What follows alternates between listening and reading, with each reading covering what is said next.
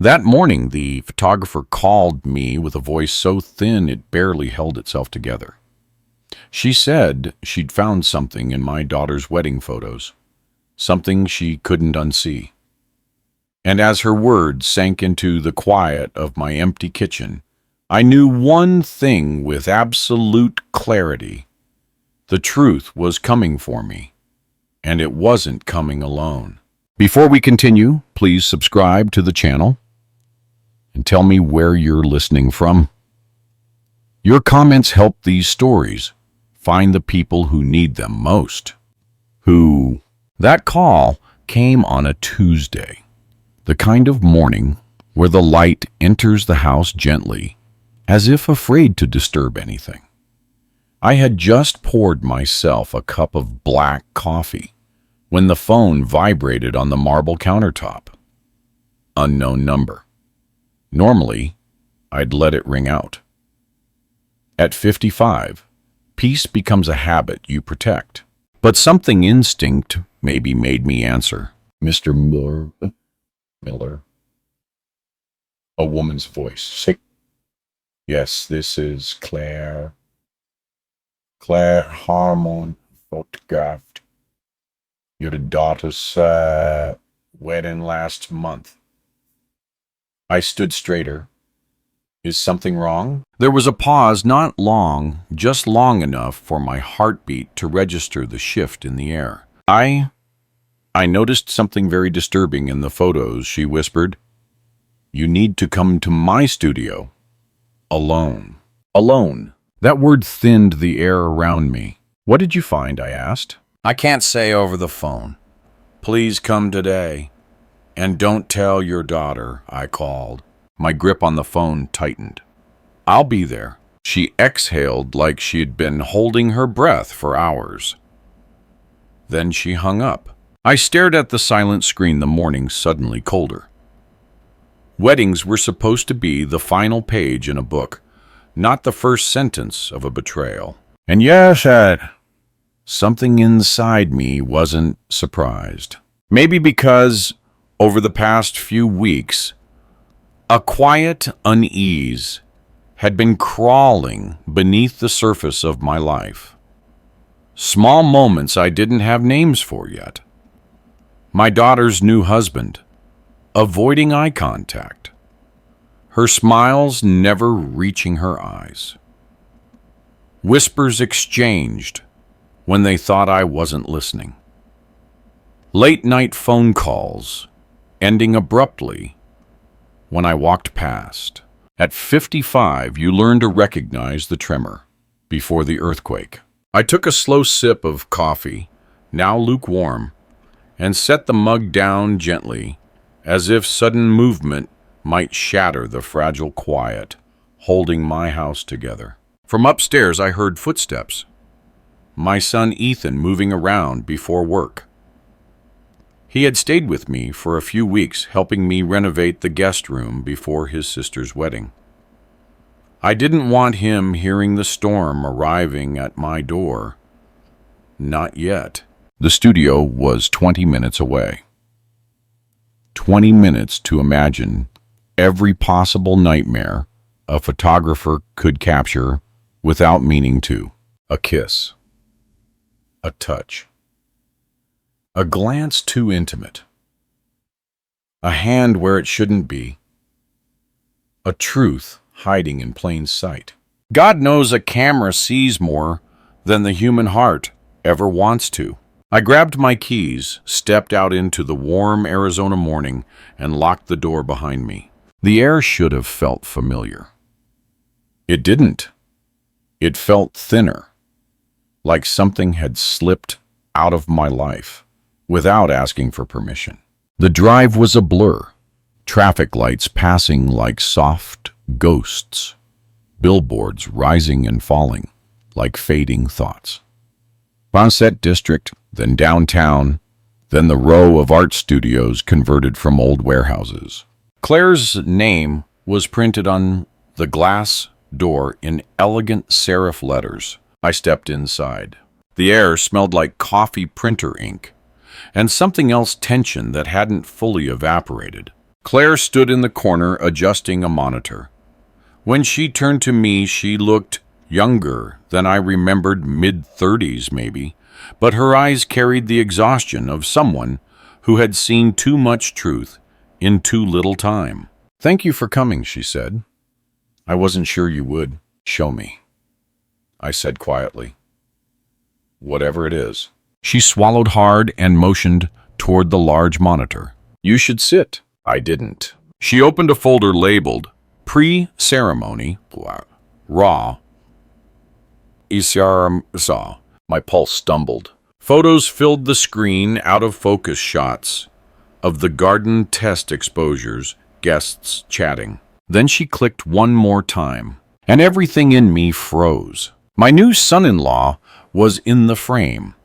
Not smiling, not posing, but pressed mouth to mouth against a woman who was very much not my daughter. A woman whose wedding ring sparkled under the afternoon sun. A woman who held his face like she'd owned it for years. A woman whose hands traced him with the familiarity of a promise already broken. Claire whispered, "This was taken 1 hour and 52 minutes before your daughter walked down the aisle." Quiet, cold, deadly. My breath left me in a sharp exhale I didn't hear until Claire looked up. "There's more," she said. Of course there was. Truth rarely arrives alone. "Show me." She clicked again. Another angle. Another kiss, his hands on the woman's waist. Her fingers curled into his collar. His eyes half closed, hers fully alive. Then another, then another. His betrayal wasn't a moment. It was a story. One he'd lived long before my daughter put on that white dress. A sickening realization settled into my chest. Not pain yet, not anger, something heavier. Recognition. This wasn't an accident. This wasn't a mistake. This wasn't cold feet or drunken stupidity. This was familiarity. This was routine. This was a man who knew exactly what he was risking and didn't care. I closed my eyes for a moment, not to hide from the truth, but to steady myself for the part that always comes after. The reaction, the reckoning, the collapse.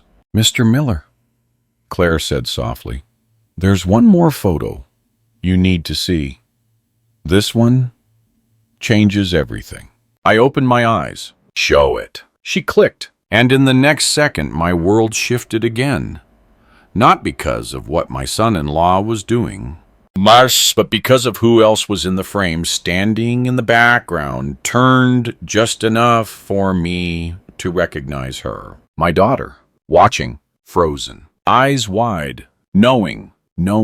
The mini hook at the end lands quietly, like a knife laid gently on the table.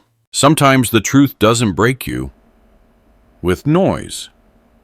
It breaks you with recognition.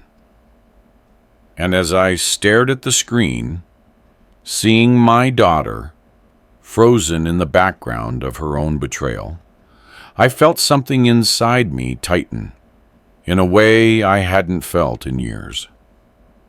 A father knows the moment his child stops being safe, and that moment was staring back at me in pixels. Claire stepped back slightly as if giving me room to breathe. "She saw them," I whispered. My voice didn't sound like mine. She saw everything. Claire nodded gently. "I'm sorry.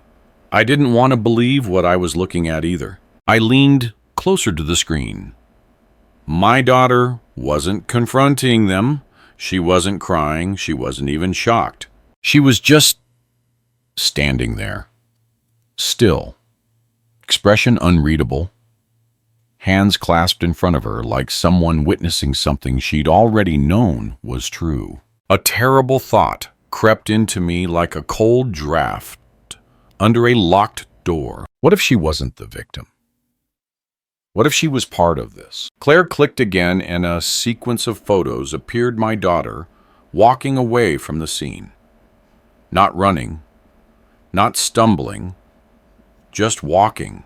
composed, straight-backed, like a woman walking back into a performance she had rehearsed.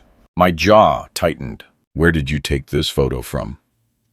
I asked, finally finding my voice. Claire pointed to the window frame faintly visible in the corner. I was testing the aperture and lighting through a side window facing the terrace. I had no idea they were down there. She hesitated. I also didn't know she was there. The room felt colder. The hum of the computer suddenly too loud. Something sour had settled in my throat. Disappointment, guilt, heartbreak, all fused together into something unrecognizable. I pressed my palm against the desk to steady myself. "Do you have any photos of what happened next?" Claire swallowed hard. "No." After she left the frame, I went downstairs to adjust the lighting for the ceremony setup. By the time I came back, the terrace was empty. Of course it was. Secrets never linger in the light for long. My mind began assembling the puzzle, not from the photos, but from the weeks around the wedding. My daughter's sudden insistence on her fiancé, her pushing the wedding date earlier, her strange detachment the night before the ceremony, her unusual control over the guest list, especially who sat where, her request that all gifts be monetary only to start fresh. At the time, I'd chalked it up to stress. Now I wasn't sure. "Why did you wait a month to tell me?" I asked, quietly. Claire winced. "Because I wasn't sure what I should do. I thought maybe I should talk to your daughter first. But I didn't know how she'd react." "She didn't reach out to you, did she?" I asked. "No." Of course she didn't. My daughter wasn't confused in that moment. She wasn't caught off guard. She was calculating. The realization sat heavy on my chest. I sank slowly into the chair behind me. Claire watched me carefully, hesitant to speak again. "There's more, isn't there?" She nodded. She opened another folder, this one labeled Reception, Raw. "We be so grand, swarms, undelivered," or my pulse stumbled again. Claire clicked a photo. It was of my daughter alone, this time, during a moment when she apparently thought no camera was on her. Her face wasn't joyful, wasn't glowing, wasn't in love. It was cold, focused, eyes scanning the room like a woman counting something invisible. Guests, checks, opportunities. Then Claire zoomed in to a reflection call caught in the side of a glass vase near her hands. My daughter wasn't looking at the guests. She was looking at the gift table, counting envelopes, calculating, plotting. The truth hits harder when it doesn't scream, when it stands perfectly still and stares back at you. Claire touched my arm gently. "Mr. Miller, please don't blame yourself. Weddings bring out strange sides of people." She meant well, but the words didn't land. I wasn't thinking about Samuel anymore. I wasn't even thinking about the red-haired woman. I was thinking about my daughter, the girl I raised, the girl I protected, the girl I carried on my shoulders at the county fair, the girl whose scraped knees I bandaged, the girl whose father-daughter dances I never missed, and the woman she had quietly become. A woman who could walk past her fiancé, kissing another woman 2 hours before her own wedding, and decide to marry him anyway. Why? Money, reputation, pride, something darker. I stared at Claire. "I need every file," I said softly. "Everything." She nodded, opened a drawer, and took out a flash drive. "This contains all the raw images, metadata, timestamps, jeeps, everything. I've made backup copies on 2 encrypted drives. I won't release them to anyone without your permission." "Good." A truth like this wasn't something you let drift in the wind. When I walked out of the studio, the sunlight felt harsher, the street louder, the air heavier. What was supposed to be a proud month in my life, my daughter's wedding, suddenly felt like the opening scene of something rotten. I unlocked my truck, sat behind the wheel, and rested the flash drive on my knee. There was an urge inside me, instinctive and paternal, to storm to her home and demand answers.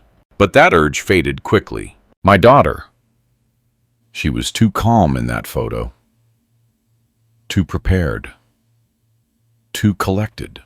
This wasn't a mistake she stumbled into. This was a strategy she stepped into knowingly. The question wasn't what she knew, it was why. And I had the sinking feeling the answer would be worse than the photos. I drove home in silence, the flash drive burning against my pocket like a moral weight. But when I opened my front door, I froze. Because sitting on my living room couch, hands clasped tightly, eyes red, voice breaking, was my daughter. "Dad," she whispered, "we need to talk. Something happened at the wedding, something I didn't tell you." But her voice wasn't trembling with guilt. It was trembling with fear, and not fear of losing her marriage. Fear of something or someone else. The twist settles like fog before a storm. Fear changes a room before a word is spoken. And the moment I saw my daughter on that couch, shoulders tight, hands trembling, eyes refusing to lift, I knew the photos were only the beginning. The real truth was still hiding somewhere behind her breath. I closed the door gently behind me. She flinched at the sound, not the flinch of someone guilty, the flinch of someone cornered. "Dad," she whispered again, her voice cracking on the edges. "Please sit." I didn't. I stayed standing, watching her carefully. The way she held her arms tight around herself, the way her right foot tapped the floor nervously, the way her eyes darted toward the window, as if expecting someone to appear there. "Did something happen?" I asked quietly. She nodded. "Something happened before the ceremony. Something I didn't know how to tell you." Her voice sounded rehearsed, but her fear, raw, unpolished, was real. I walked to the opposite armchair and sat leaning forward. "Start from the beginning." She inhaled shakily, then looked at me with eyes that didn't belong to the girl I raised. They belonged to someone who had seen something she couldn't escape. "Dad, I knew about the woman." The sentence hit the room like a dropped glass. I didn't move. After a few seconds, she continued. "I saw them on the terrace. I watched them. I froze. I wanted to scream, to call everything off. But..." Her voice trailed off. "But what?" She swallowed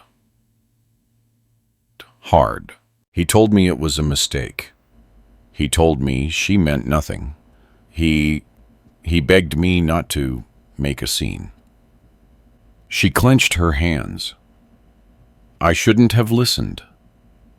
I know that." I studied her face. She wasn't lying, but she wasn't telling everything. "And that was enough for you to still walk down the aisle?" I asked. She shook her head violently. "No. Dad, no. I didn't stay because he begged. I stayed because..." Her eyes filled with tears. "Because she wasn't supposed to be there." I frowned. "What do you mean?" My daughter wiped her cheeks, trying to collect herself. "That woman, the red-haired woman, I knew her." My stomach tightened. "She's not some random affair, Dad. She's..." Her voice broke. "My therapist." The room shifted sideways. I sat back slowly. "Your therapist?" My voice barely escaped. She nodded. "Her name is Mara." I've been seeing her for a year. My mind spun, and she was kissing your fiancé? She shook her head again, not in denial, but in horror. She wasn't supposed to be there, she repeated. She wasn't invited. And Dad? She wasn't like that.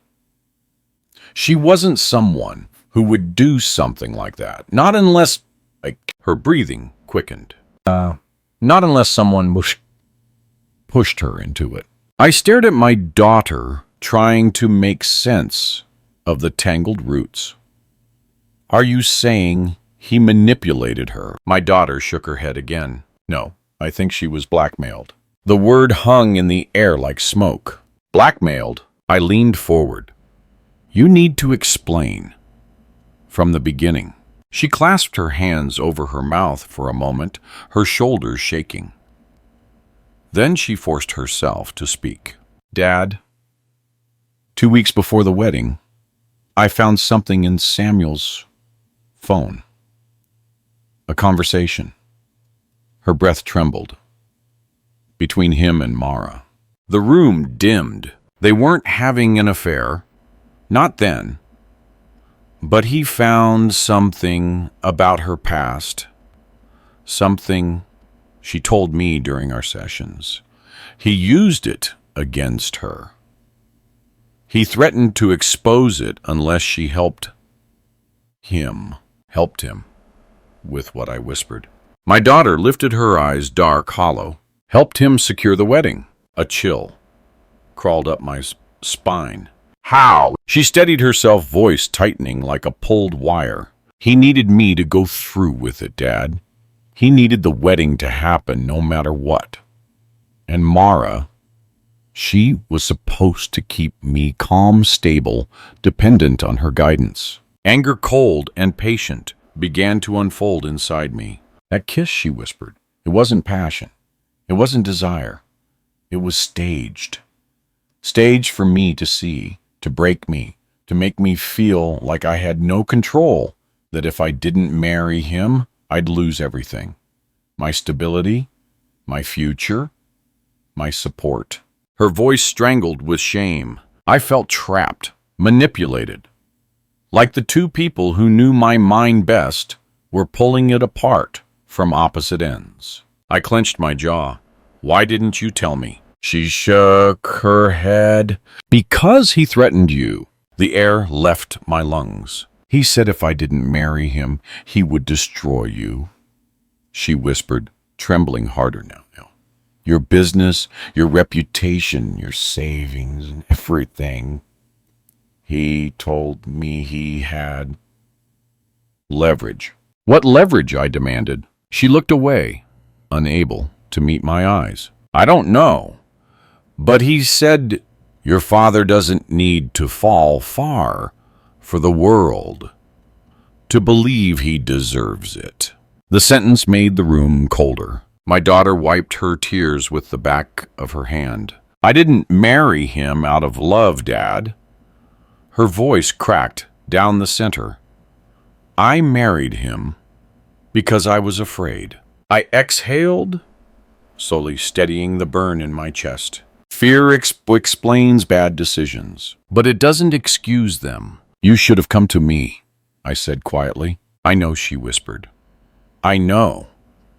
But he said he'd show me the proof the day before the wedding. He never did. And by then I felt like I was standing on a trapdoor. She covered her face. And after the wedding, Mara disappeared. I froze. What do you mean disappeared? Her clinic closed. Phone disconnected. Email gone. Social media wiped clean. Her hands trembled. Dad, I think she's in danger. Silence stretched. But this wasn't the silence of doubt. It was recognition. Because blackmail doesn't stop at weddings. And predators don't stop at one victim. My daughter finally looked up at me with eyes begging for an anchor. Dad, I need your help. And right as she said it, my phone vibrated in my pocket. Unknown number. Same area code as Mara's clinic. When I answered, a voice whispered one sentence that changed the entire trajectory of the story. If you want to know the truth about the wedding, don't trust your daughter. The storm doesn't break. It rearranges itself. Sometimes a single sentence can rearrange the whole shape of a truth. And as I held the phone to my ear, hearing that whispered warning, "Don't trust your daughter," I felt something shift behind my ribs, quiet but unmistakable, like a door unlocking in a dark hallway where I hadn't realized there were doors. I lowered the phone slowly. My daughter stared at me, still small on the couch, wiping her tears with trembling hands, desperate for comfort, for safety, maybe even for forgiveness. But the words I'd just heard were crawling across the air between us like a cold wind slipping under a closed door. "Who was it?" she whispered.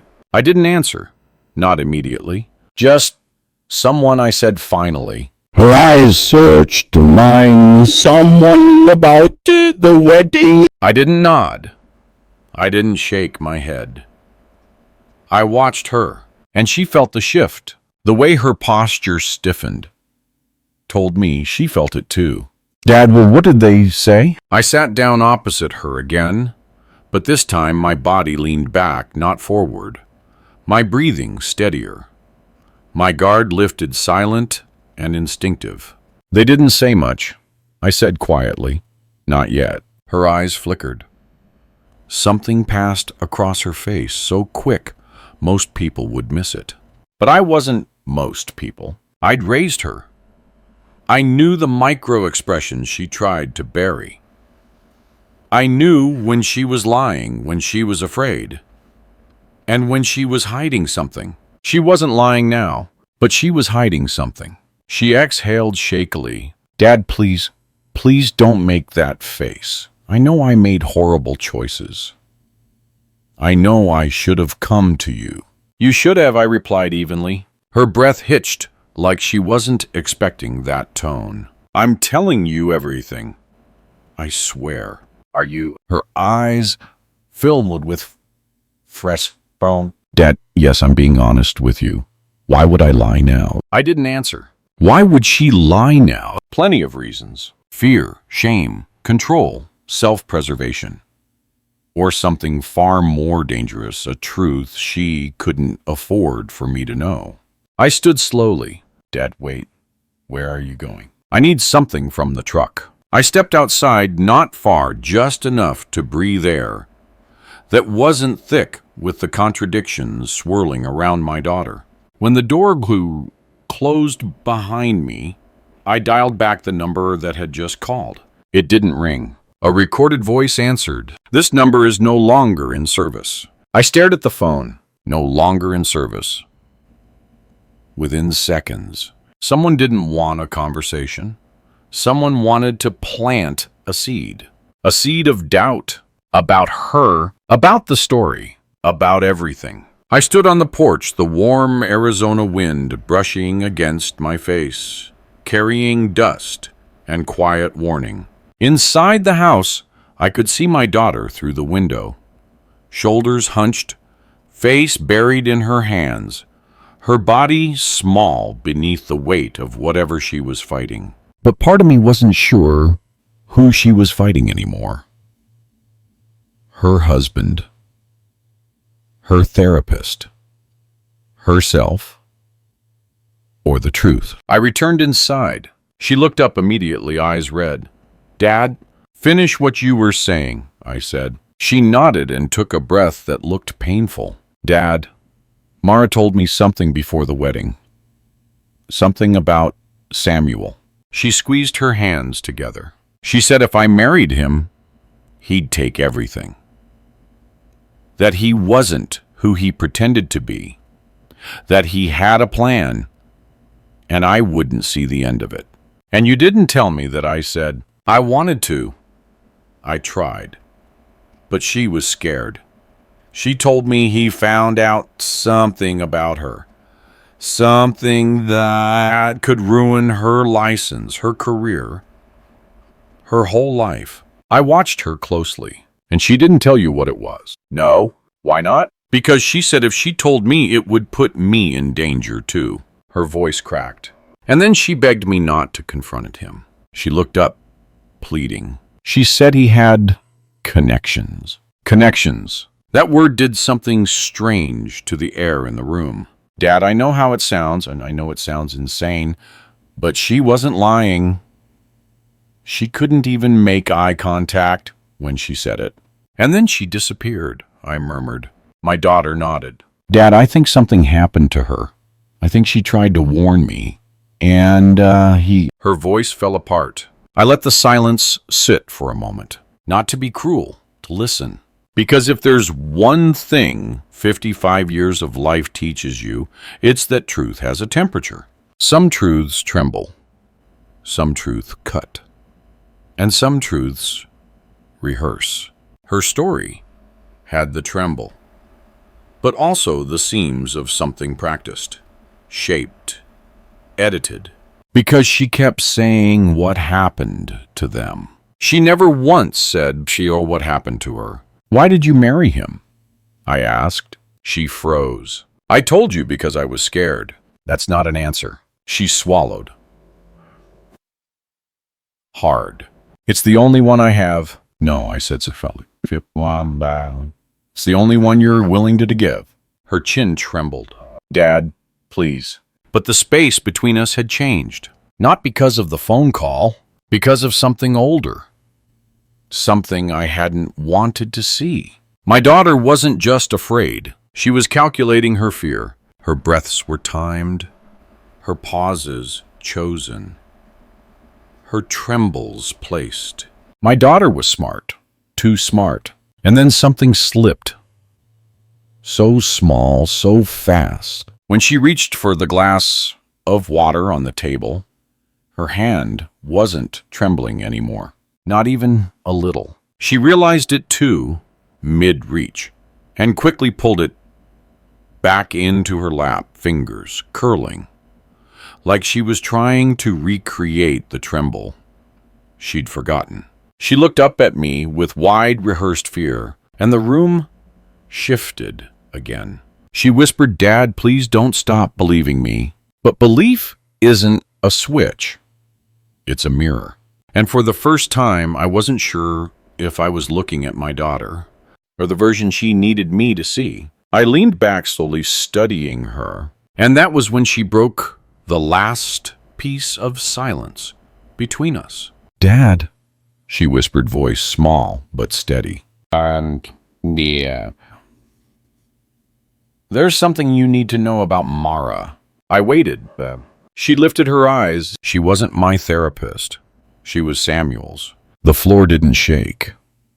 The walls didn't bend. But the truth, finally, started showing its real shape. There are truths that break you. Then there are truths that quietly change the room you're standing in. And when my daughter lifted her eyes and said, she wasn't my therapist, she was Samuel's. The air in my living room shifted like the temperature had dropped 10 degrees. For a long moment, I didn't speak. My daughter watched me carefully, too carefully, as if measuring the exact shape of my reaction before deciding what emotion to put on her face next. Explain, I said quietly. She took a slow breath, the kind people take right before jumping into icy water. Dad, I lied because I was ashamed. Her voice trembled a little too evenly now. I told you she was my therapist because it sounded safer, less complicated. Why would it be complicated? I asked. She looked down at her hands. Because I never needed therapy. Samuel did. I leaned back slightly. She continued. Samuel's been seeing Mara for almost 2 years, before he even met me. I only met her a few times when she was leaving sessions at his apartment. That's why she recognized me at the wedding fittings. That's why she tried to talk to me privately before the rehearsal dinner. My mind began connecting threads I didn't know were connected. So she was his therapist. I repeated slowly. Yes. And she was at your wedding. Yes. And she kissed him. My daughter closed her eyes. Yes. Why? She clenched her teeth as if the answer physically hurt. Because he made her. I watched her. The old version of me, the father who fixed things, believed things, wanted to accept the story, wanted to hold her, wanted the world to be simple. But the man I had become over the last 72 hours knew better. If a truth needs this many explanations, it isn't a truth, it's a performance. I stood and walked slowly toward the window, looking out at the quiet street, feeling her eyes track my every movement. Dad, she whispered, please don't turn away. I'm not turning away, I said. I'm thinking. Silence settled between us like dust. What happened between Samuel and Mara? I asked finally. She hesitated, and the longer she hesitated, the more her story bent under its own weight. I don't know everything, she said, but I know he controlled her, manipulated her, used her past against her. What past? I asked. She shook her head. I don't know.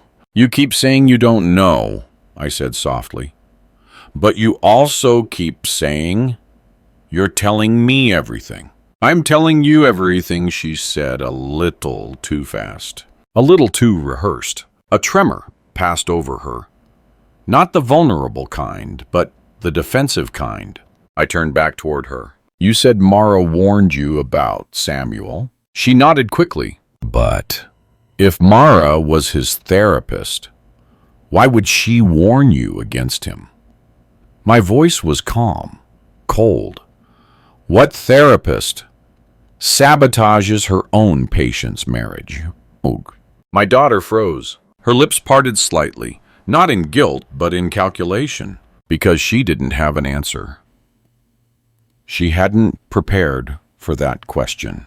Her silence was louder than her lies. She looked down at her lap, voice shrinking. Dad, please, I just need your help. I'm scared. Fear can be real, but fear can also be a weapon. And something inside me, the same instinct that woke me the night Emma called from her parents' house after her father died, the same instinct that stopped Ethan from driving drunk at 19. That instinct now whispered something I didn't want to admit. My daughter was telling the truth, but not all of it. I walked back toward her, slow and deliberate. When did you find out Mara was Samuel's therapist? I asked. She swallowed, A few days before the wedding. Not a few weeks. No. Not months. No. Lie. Her pupils contracted. Her breathing changed tempo. Her right foot tapped once relief. Her left hand tightened control. She was lying about the timeline, and she knew I saw it. Dad, she whispered softer. Now, you don't understand. Then help me, I said. Make me understand. Her breath trembled, but this tremble was real. Finally. Des. Her voice cried. He changed after the engagement. He wasn't... Well, he watched me constantly. He acted on my phone, went through my messages, asked her where I was every hour. He even hired someone to follow me once. The room darkened. What? She nodded miserably. I found the photos in his drawer, pictures of me leaving work, entering the grocery store, sitting in my car. He said it was for my safety. He said the world was dangerous. He said he couldn't lose me. Possessive, obsessive, controlling. Her eyes flicked up to mine. Dad, I know how it sounds. I know I should have run. but I felt trapped, like I couldn't breathe without his permission. For the first time since the conversation began, her fear was unfiltered, raw, true, ugly. I sat down beside her. Why didn't you tell me sooner? Her voice fell to a whisper. Because I knew if I did, you'd kill him. I closed my eyes. She was right. There are lines a father can cross that a man cannot. And hurting my daughter, even emotionally, was one of them. She lifted her hands, slightly reaching for mine, but stopping short, unsure if she was allowed. Dad, please believe me. I didn't marry him because I wanted to. I married him because I didn't see another way out. I didn't speak because I was thinking not about Samuel, not about Mara, not about the affair. I was thinking about the biggest hole in her story, the one she had avoided every time I got close. The money, the wedding funds, the envelopes, the gift table she kept staring at. Where did the wedding money go? I asked. Her whole body went still, completely still. She didn't blink. She didn't breathe. She didn't tremble. It was the stillness of someone who had been stabbed in the place she tried to protect. She swallowed. I can explain. I leaned forward, eyes locked on hers. Then explain. She inhaled deeply, as if preparing to confess, to break, to finally hand me the truth. But before she could speak, my front door suddenly rattled. Not a knock, a shove. A hard, deliberate shove that shook the frame. My daughter's face drained of all color. Dad, she whispered, terrified. He's here. Not Samuel, not Mara. Something worse. Someone who didn't knock, because knocking is for people who ask permission. The real storm had just arrived. A door only shakes like that when the person on the other side isn't trying to be let in. They're trying to be obeyed. And as the frame trembled a second time harder, my daughter's breath snapped into tiny, frantic pieces. That was when I realized something I should have noticed. Earlier, fear looks different when it's practiced and when it's real. This wasn't rehearsed.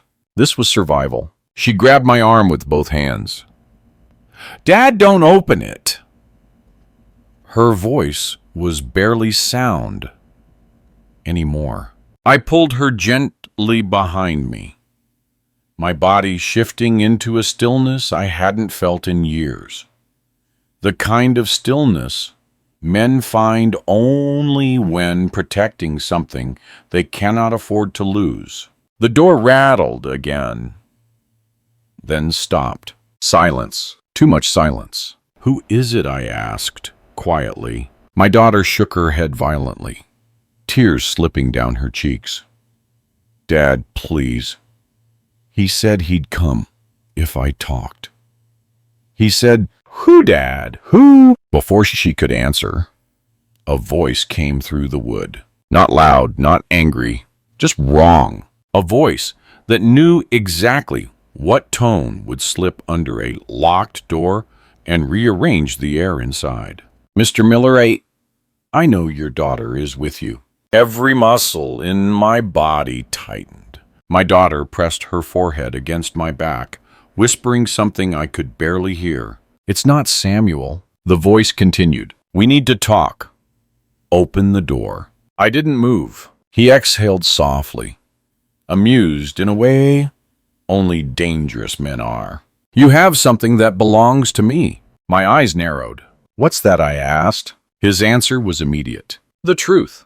I stepped closer to the door, not enough to be seen from the outside, but enough to sense the presence on the other side. Who are you? I asked. A chuckle, dry, controlled. A friend of Samuel's. My daughter flinched so hard she almost fell. I steadied her with one hand without looking back, but my mind was already spinning. A friend of Samuel's. Or someone Samuel owed. Someone Samuel feared someone from the connections my daughter mentioned. Connections don't knock. Connections come to collect. What do you want?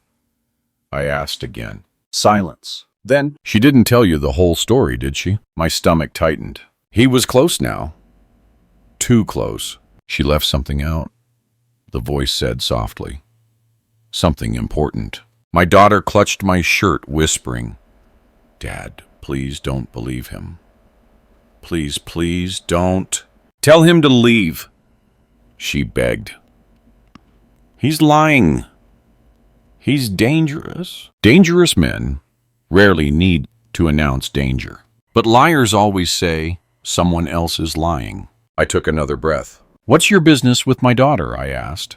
This time he didn't hesitate. She owes us money. The words hit the air like gunpowder. My daughter collapsed onto her knees. Dad, no, he's twisting it. Don't. Listen, please. But something about her reaction wasn't panic. It was recognition. The kind of recognition that doesn't come from being wrongly accused, but from being finally cornered.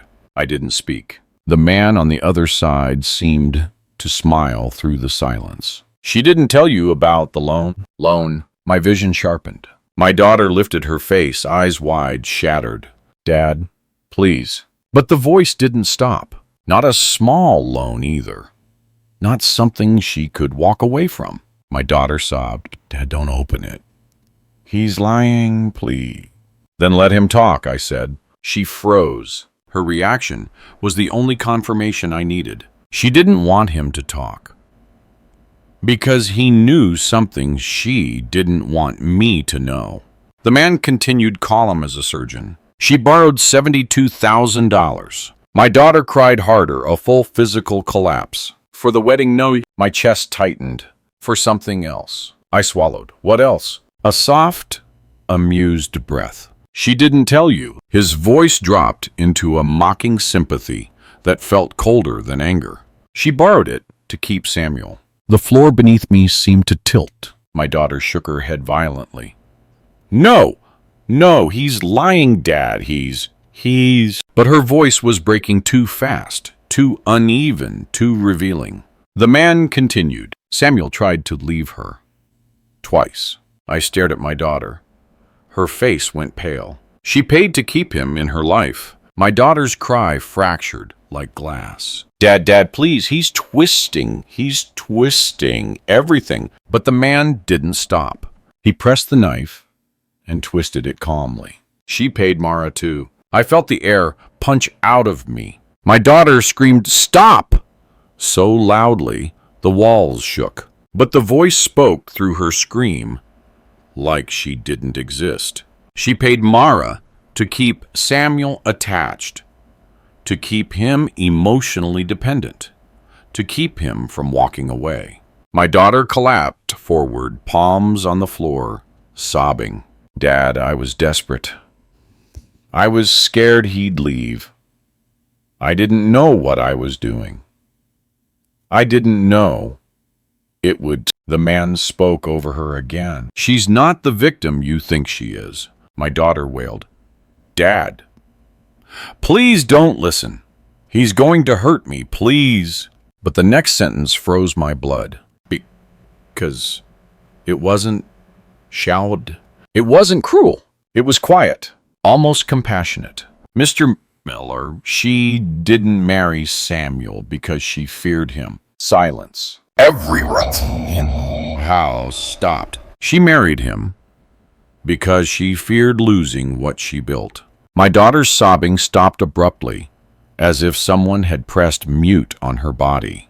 And then the man said the final piece. Everything that happened that day, the kiss, the photos, the panic, she orchestrated it. All of it. My daughter let out a broken sound, down somewhere between a sob and a scream. And the man finished softly. Open the door. It's time you learned who she really is. The truth didn't enter the room.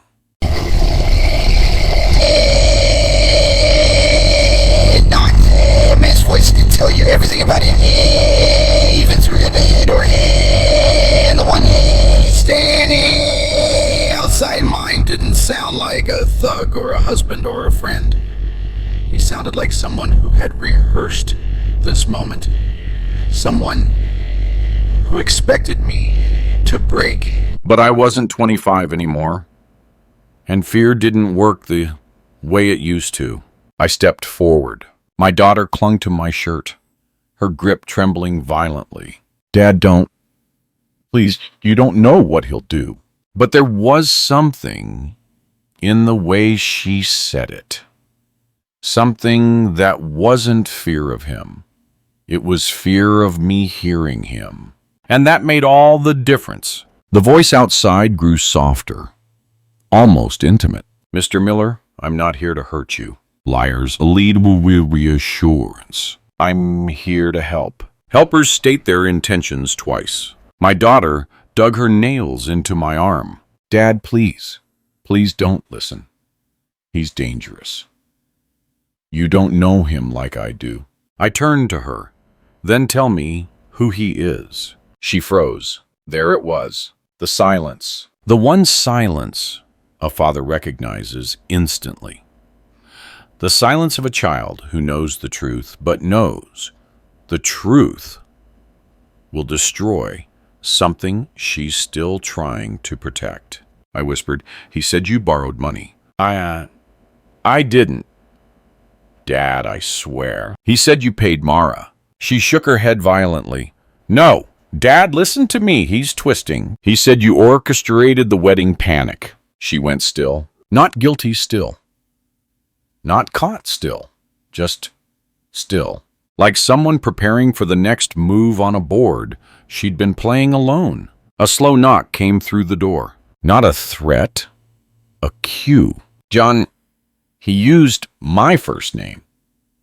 This time, my daughter's breath hitched. He continued, your daughter is not who you think she is. Open the door, and I'll tell you everything. Her voice shattered. Dad, please don't. He's manipulating you. He's using everything I said against me. He's... I turned the lock. Her scream filled the house. No, Dad. Please, please don't open it. But I didn't open it. I just unlocked it. There's a difference. A very important one. The voice outside paused. He understood the message. I'm listening, but I am not submitting. He exhaled, amused. Good. Now let's speak like adults. My daughter crawled across the floor, grabbing the hem of my pants like a child begging a parent not to leave. Dad, he's lying, please. Please, look at me. I would never hurt you. I'm your daughter. I love you. Her eyes were wet, wide, trembling. But trembling eyes that don't always mean honesty. And I couldn't tell yet whether her fear was real.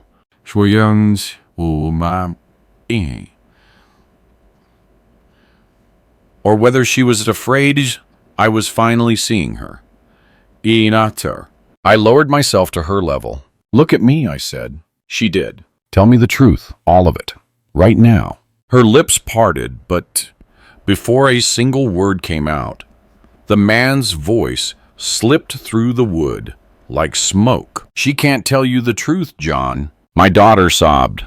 Stop talking. Please stop talking. Because the truth doesn't belong to her anymore. Her entire body folded in on itself. A broken, collapsing thing. Not acting. Not faking. Something had snapped inside her. Something she'd been holding together with nails and desperation. I grabbed her shoulders. What truth, I demanded. She shook her head violently, face streaked with tears. Dad, he'll twist everything.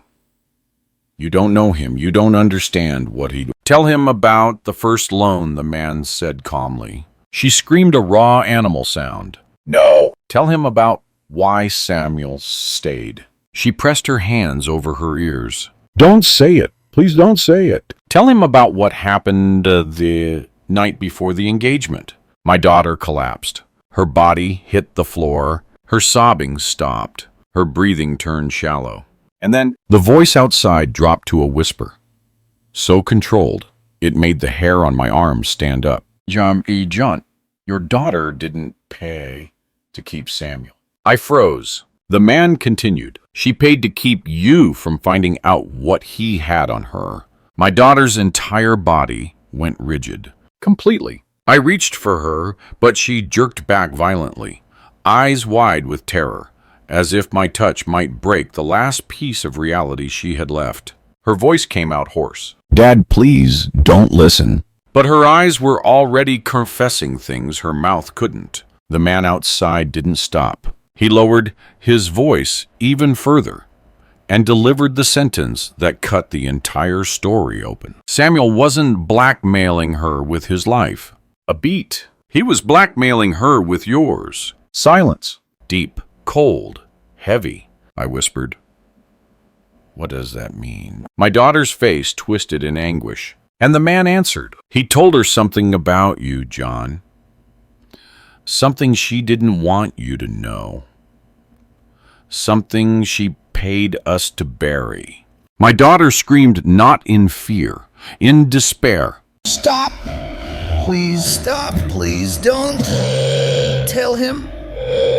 Please. But the man finished. Open the door, and I'll tell you what your daughter has been hiding from you for 3 years. The truth wasn't outside anymore. It was everywhere. Some truths walked toward you slowly. Others crashed through your life, like a door that never needed to be opened. But the worst kind, the ones that rearrange the bones inside your chest, are whispered. And that was the kind standing on the other side of my front door. My daughter shook uncontrollably on the floor. The man outside waited with the patience of someone who already knows the ending. I wasn't afraid of him. I was afraid of the truth he carried. I knelt beside her. She grabbed my wrist with both hands, her grip so desperate it hurt. Dad, please, I'm begging you, don't open that door. He's lying. He wants to destroy me. He wants... What did Samuel have on me? I asked, softly. Her breath stopped mid-sob. She lifted her eyes slowly, like someone realizing the spotlight had turned, and they had nowhere left to hide. Dad, please, I can't tell you. I can't. I swore. To who? My voice was steady, too steady. To Samuel. She shook her head violently. No! To myself. Then what? The man outside interrupted in a voice quiet enough to feel like it slid under my skin instead of through the door. John asked her about the night of April 17th. My daughter let out a sound I had never heard from her in 30 years of being her father. A sound that didn't come from fear. A sound that came from memory. I felt my pulse shift. April 10th. I searched my mind, reaching back through years, months, moments. My daughter whispered, "No. Please, no. Don't bring that up." What happened that night? I asked, my voice lowering. She pressed both hands against her face. Dad, please. I can't. You'll hate me. You'll hate yourself. I won't hate you, I said. She lifted her head, eyes swollen, glassy, pleading. But you might hate who you were. A coldness slid down my spine. The man outside spoke again. He doesn't remember, does he? My daughter screamed and slammed her palms against the floor. Stop talking. Please stop talking.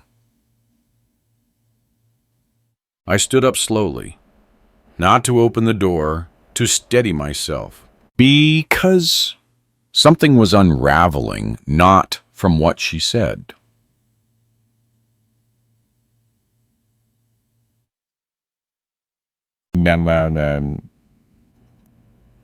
But from what she was terrified of me remembering. April 17th, I repeated. Where was I? She shook her head, sobbing. Dad, please. Where was I? She broke. You were home, she whispered. You thought you were helping.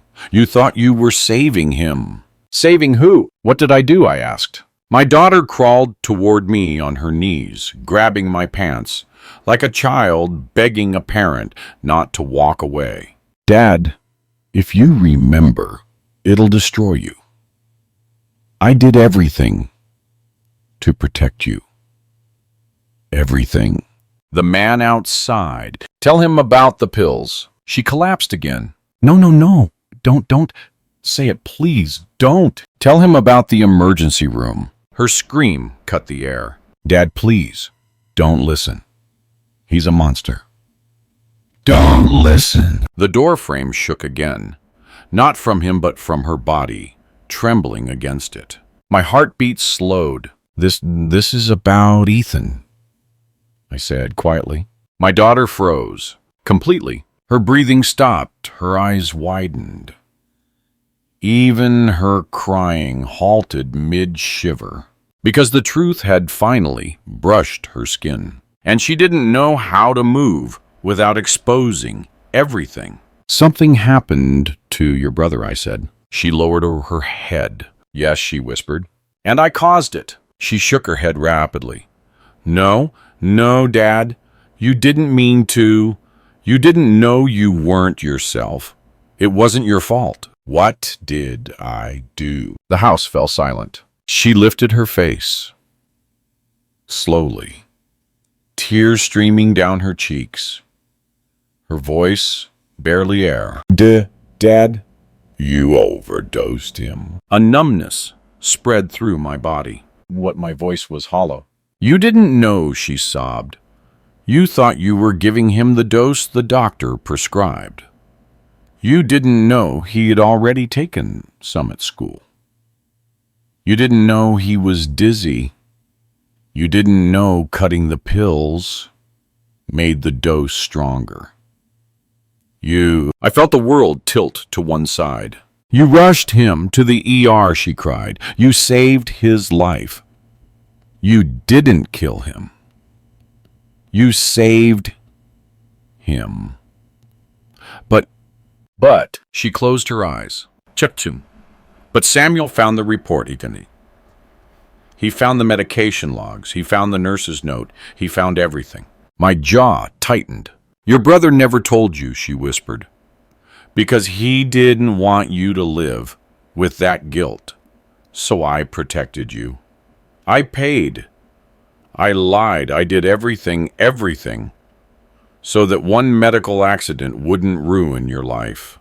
My legs felt heavy. I leaned on the wall. It was too much, too sudden, too perfectly timed. And then the man outside delivered the line that finalized everything. She's lying, John. My daughter sobbed harder, shaking her head violently. No, Dad. Dad, please don't. The voice sharpened. You never overdosed, Ethan. Silence. That incident never happened. My chest constricted. There was no ER visit, no overdose, no report. My daughter's face twisted, not in confusion.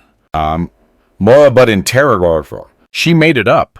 I felt the world tilt again.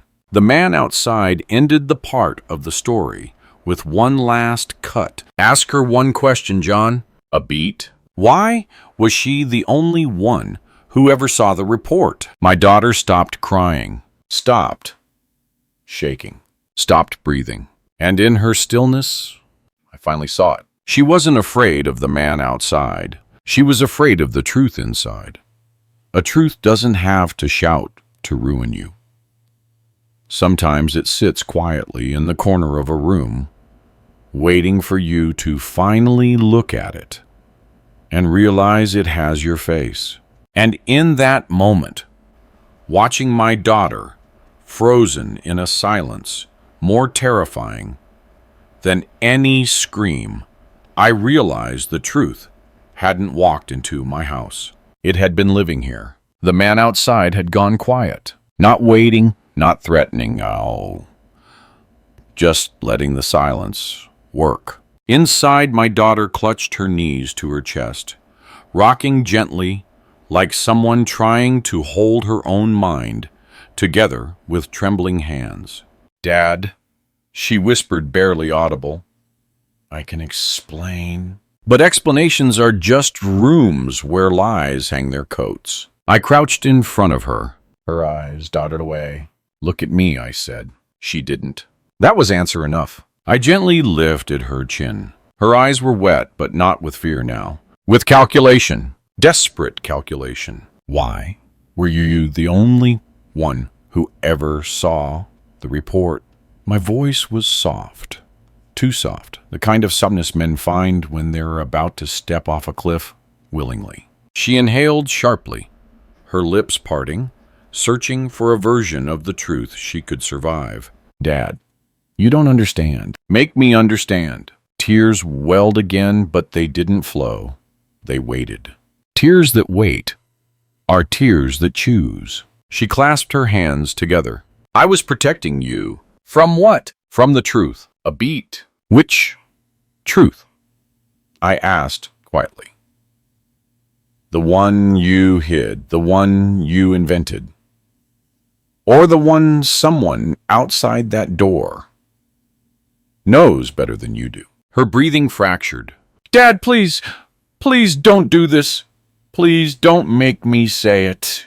I leaned in. Say what? Her voice cracked open like something sharp was lodged inside it.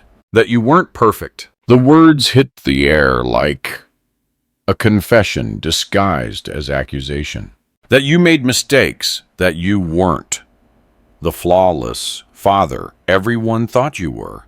That Ethan almost. He did not overdose, I said sharply. She flinched, but not like I hit her. Like the lie she'd been building her entire life around finally cracked. I softened my tone. Sweetheart.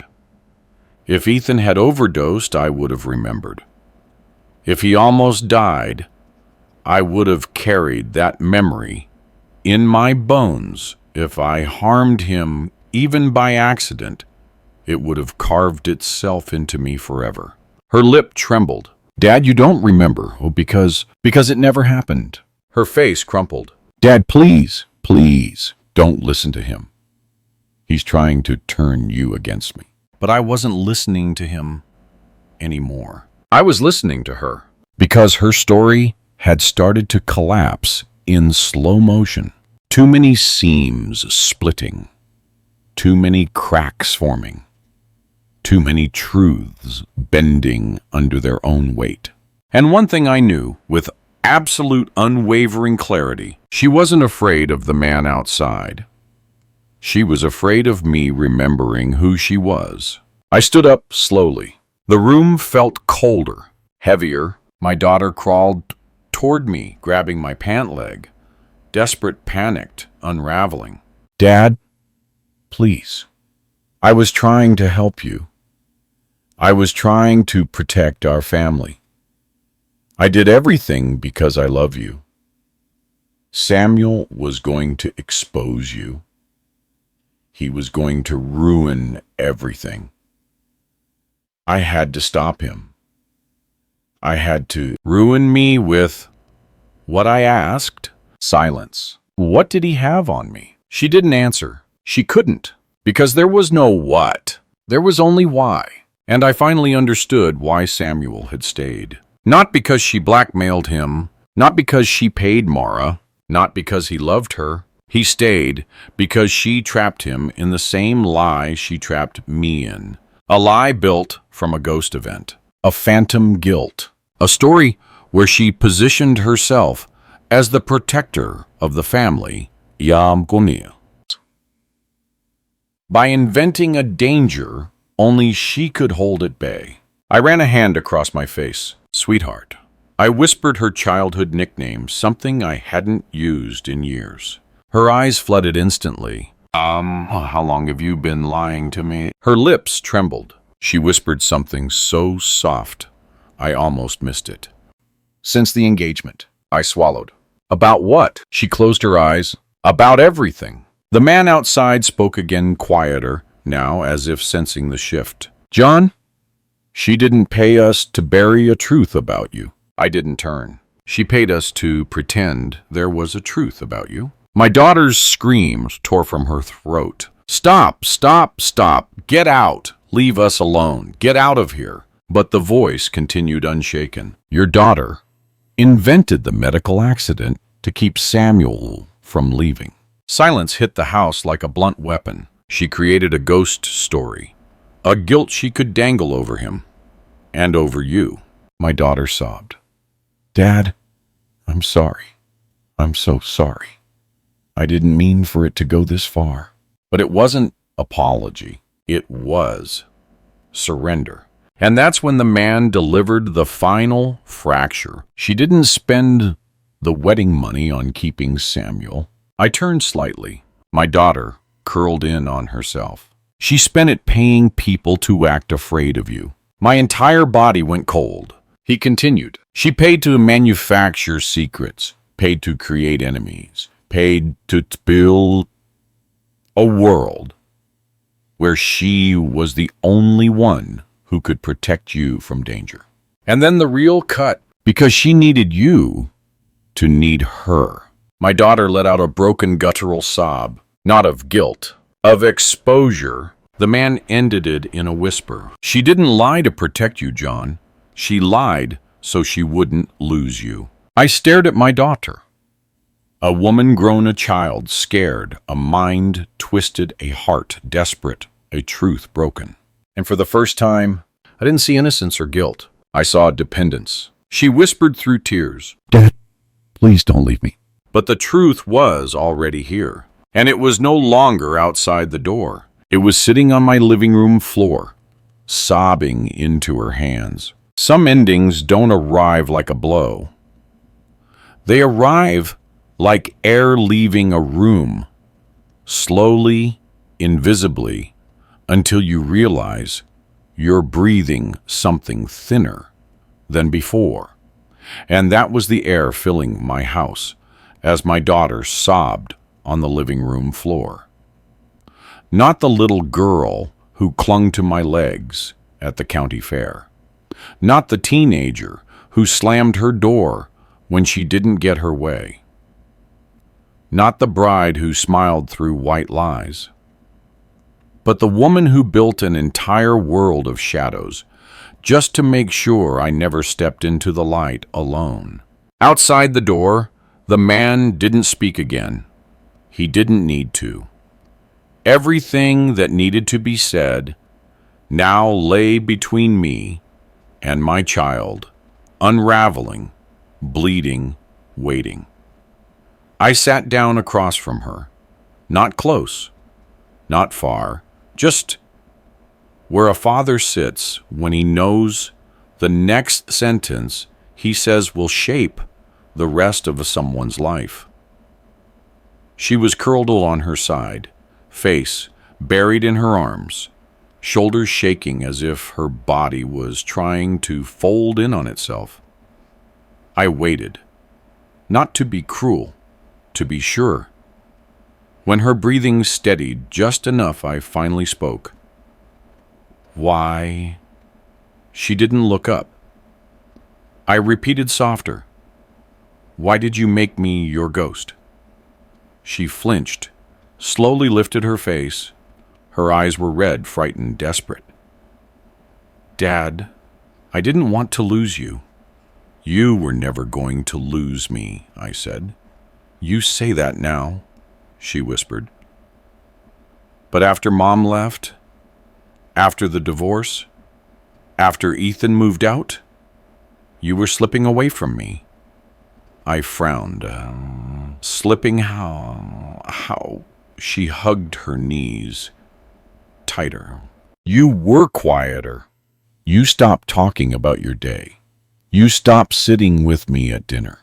You acted like if I didn't speak first, you wouldn't speak at all. That's called aging, I said gently.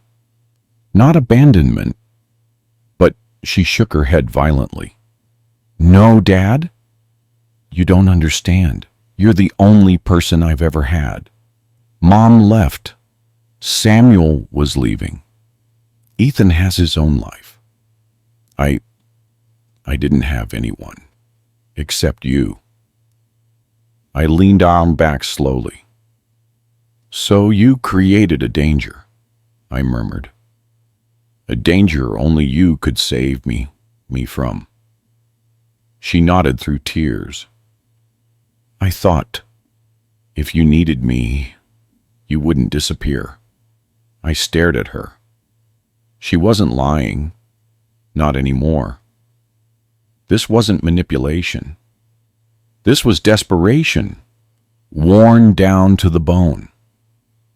How long have you been doing this? I asked quietly. She wiped her cheek with the back of her hand. Before the engagement, she whispered, when I realized Samuel didn't love me, I panicked. I felt like everyone was choosing someone else. And I was just there, invisible. Her voice cracked. I didn't know how to be chosen without creating a reason. I closed my eyes for a moment. The world has cruel expectations of daughters. It asks them to be soft and strong at the same time, seen but not loud, loved but not complicated. Some break, some bend. Some learn to lie just to breathe. I exhaled slowly. What happened with the wedding photos? Her answer was a whisper. I asked Mara to talk to him, to persuade him to stay, but he didn't listen. He told her he was leaving after the ceremony. And she wasn't stable either, Dad. She was already being blackmailed by them for something in her past. She panicked. She made a mistake. They caught it. They used it. And the man outside, she shittered. I borrowed money from them. They made me believe Samuel had something on you. They told me they'd prove it. They played recordings, fabricated documents. I was stupid. I was blind. I needed to believe something. Anything. Her voice cracked fully. I didn't mean for it to get this far. I stood. She looked up, terrified. Dad, I'm sorry. Please don't leave me alone. Please don't hate me. I didn't hate her.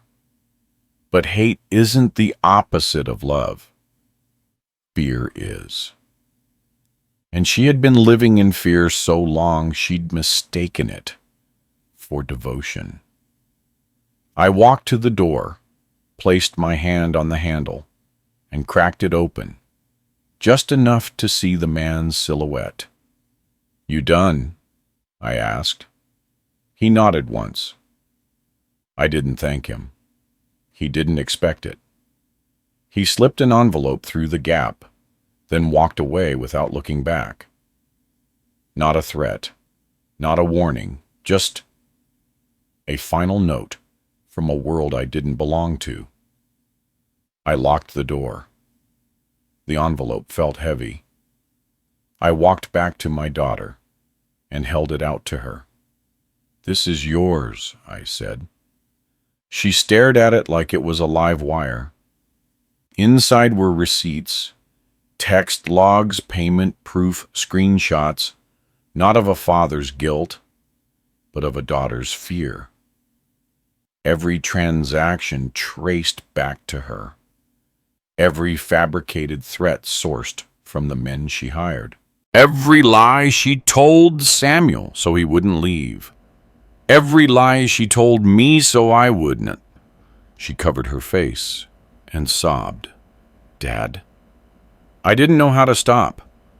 I didn't know how to untangle it.